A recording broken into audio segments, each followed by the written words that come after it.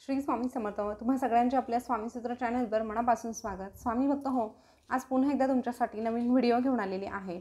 आजच्या व्हिडिओमध्ये आपण अतिशय छोटीशी माहिती जाणून घेणार आहोत, प्रार्थना जाणून घेणार आहोत. ती प्रार्थना आपल्याला रोज करायची आहे आपल्या स्वामींसाठी. बघा, असंही आपला जेव्हा दिवस उगवतो ना, तेव्हा देखील आपल्याला स्वामींना शरण जायचं असतं, स्वामींना नमस्कार करायचा असतो आणि मग स्वामींची आज्ञा घेऊन आपल्याला आपला दिवस घालवायचा असतो. तसंच रात्री झोपताना देखील आपल्याला झोपण्यापूर्वी स्वामींसमोर जायचं असतं, स्वामींना सगळ्या घडामोडी सांगायच्या असतात आणि त्यानंतर आपल्याला झोपायला जायचं असतं. हे तर मी मागच्या एक दोन व्हिडिओमध्ये तुम्हाला सांगितलेलं आहे. तरीही यामध्ये आता आपल्याला एक प्रार्थना जी स्वामींसाठी करायची आहे ती ह्या व्हिडिओच्या माध्यमातून आपण जाणून घेणार आहोत.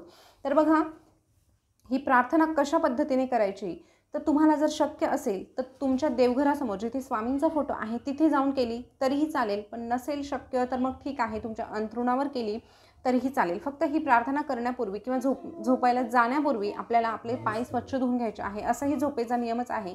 झोपण्यापूर्वी आपण आपले पाय धुवायचे आणि मगच अंथरुणावर जायचं असतं, हा तर नियमच आहे. तर अशा पद्धतीने आपले पाय धुवायचे आहे. तुम्हाला जर देवघरात जायचं तर तिथे जा, नाही तर मग तुमच्या अंथरुणावर जा.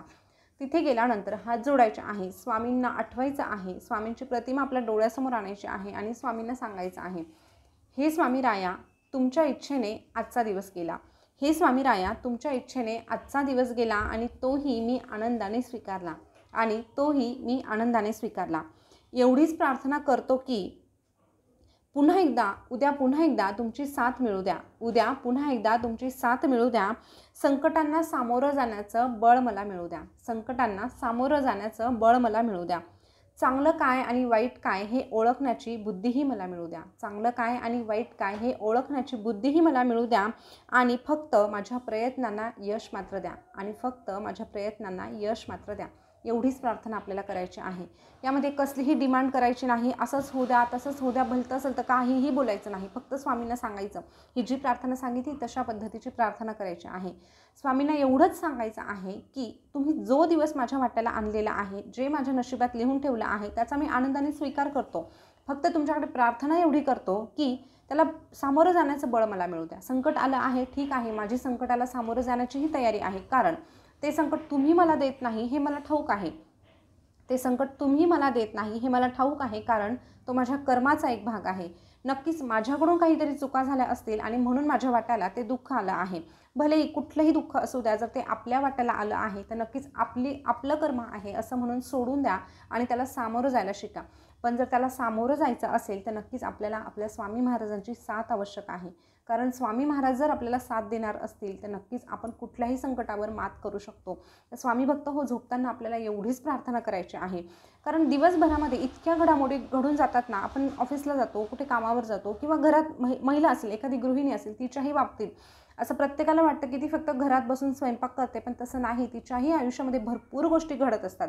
सगळ्या कुटुंबाला ती सावरत असते. प्रत्येक कुटुंबातील सदस्यांची जबाबदारी ती स्वतःवर घेत असते. त्यामुळे इथे विषय कुणा एकाचा नाही, तर सगळ्यांचा आहे. त्या व्यक्तीच्या दिवसभरामध्ये अनेक गोष्टी घडून जातात. आता ह्या गोष्टी घडत असताना भरपूर गोष्टी मनासारख्या घडतात तर भरपूर गोष्टी मनाविरुद्धही घडतात. तर नक्कीच ह्या दोनही गोष्टींना सामोरं जायला हवं आणि ते सामोरं जायला नक्कीच स्वामींचं पाठबळ देखील असायला हवं. असंच एखादा वाईट प्रसंग आला आणि त्या वाईट प्रसंगातून आपल्या हातून काहीतरी चूक घडते तर ह्या चुकीची माफी स्वामींकडे मागणं देखील गरजेचं आहे. काही चुका असतात की आपण विचार करत नाही की मी ही चूक करेल, परंतु तो प्रसंग असा असतो ना की त्या वेळेमध्ये आपल्याकडून त्या चुका होऊन जातात. पण मग त्या चुका झाल्यानंतर आपल्याला त्या गोष्टींची जाणीव होते की हो, माझ्याकडून ही चूक झाली. आता चूक झाली तर मग ती कबूल करायला नको का? तर तुम्ही स्वामींसमोर जा, स्वामींसमोर कबूल करा की स्वामी, आज माझ्याकडून अशी चूक झाली, माझ्याकडून याचं मन दुखावलं गेलं, त्याचं मन दुखावलं गेलं, पण उद्या मात्र तुम्ही मला तेवढी बुद्धी द्या की त्या क्षणाला चांगलं काय आहे, वाईट काय आहे हे ओळखण्याची बुद्धी मला मिळू द्या, असं स्वामींना सांगायचं आहे. नक्कीच ही प्रार्थना रोज करा. सुरुवातीला तुम्हाला फरक जाणवणार नाही, पण आपण रोज जसं ही प्रार्थना करणार आहोत तसं आपल्याला एक असं फील व्हायला लागणार आहे की स्वामी माझ्यावर लक्ष ठेवून आहे. मी जी कृती करत आहे ती स्वामी बघत आहे.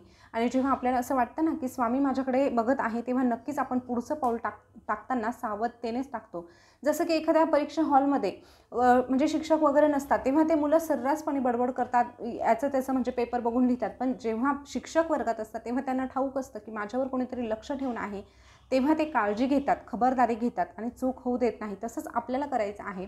आपल्याला असं म्हणजे वाटून घ्यायचं आहे की स्वामी आपल्यावर लक्ष ठेवून आहे आणि जर स्वामी लक्ष ठेवून आहे तर नक्कीच आपल्याकडून चूक होताच कामा नये. आणि चुकून मागून जर चूक झालीच समजा तर मनाला अजिबात दोष लावून घेऊ नका, कारण जर चुकून आपल्याकडनं चूक झाली तर स्वामी नक्कीच माफ करत असतात. फक्त ती चूक आपल्याला पुन्हा करायची नसते, एवढं मात्र लक्षात घ्यायचं आहे. तर स्वामी भक्त हो, आजपासून रोज रात्री झोपताना ही प्रार्थना करा. आणि बघा नवीन वर्षही येत आहे, तर ह्या नवीन वर्षानिमित्त आपण असाच संकल्प करूया की मी रोज स्वामींसमोर अशी प्रार्थना करणार आणि स्वामींना ज्या गोष्टी आपल्याला मिळाल्या आहे त्यासाठी मी स्वामींना धन्यवादही म्हणणार आहे आणि ज्या चुका माझ्याकडून होत आहे त्यासाठी मी माफीही मागणार आहे. कारण धन्यवाद आणि माफी मागणं ह्या ज्या 2 गोष्टी आहे ना, त्या प्रत्येकाला हव्याशा असतात आणि ह्या 2 गोष्टी केल्यामुळे भरपूर गोष्टी विस्कटलेल्या असतात, त्या जुळण्यासाठी मदतही होत असते. तर नक्कीच नवीन वर्षानिमित्त आजपासूनच सुरुवात करा. 1 तारखेची वाट बघू नका, आजपासून सुरुवात करा आणि स्वामींचा आशीर्वाद प्राप्त करून घ्या. प्रत्येकासाठी नवीन वर्ष सुखाचं, समाधानाचं जावो आणि स्वामींचा आशीर्वाद आपल्या सगळ्यांच्या पाठीशी राहो एवढीच प्रार्थना करते आणि आजचा व्हिडिओ या ठिकाणी थांबवते. पुन्हा भेटूया अशाच नवीन व्हिडिओसोबत नवीन माहिती घेऊन. तोपर्यंत बोलत राहा. श्री स्वामी समर्थ. जय जय स्वामी समर्थ. श्री स्वामी समर्थ. जय जय स्वामी समर्थ. धन्यवाद.